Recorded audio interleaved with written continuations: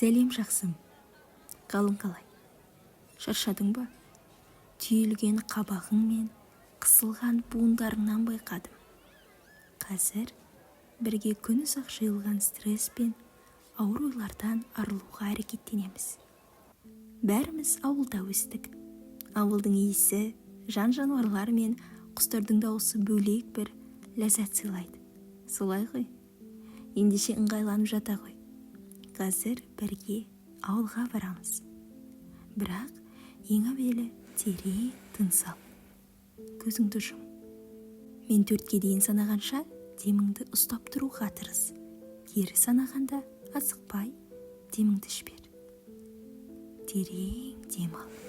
1, 2, 3, 4. Деміңді ұста.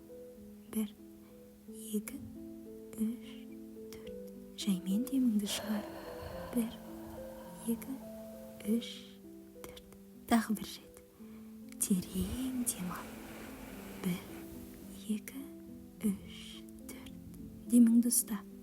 1, 2, 3, 4. Жаймен деміңді шығар. 1, 2, 3, 4. Көз алдыңа елестет. Кешкі жайлау. Жайылымнан қайтқан 4 түлікті қора-қораға қамап болған уақыт. Күн ұясына батып, көкжиекте тек тарам-тарам шуақтар байқалады.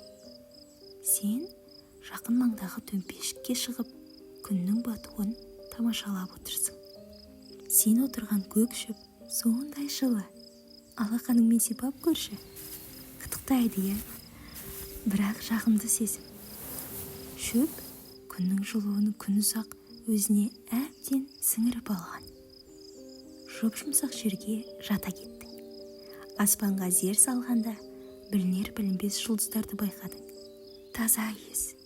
Шегірткенің түнгі шырылы да басталды. Ауыл тым-тырыс. Тек сен және шексіз аспан. Мамыражай жайлау. Жарық ай. Желсіз түндегі жарық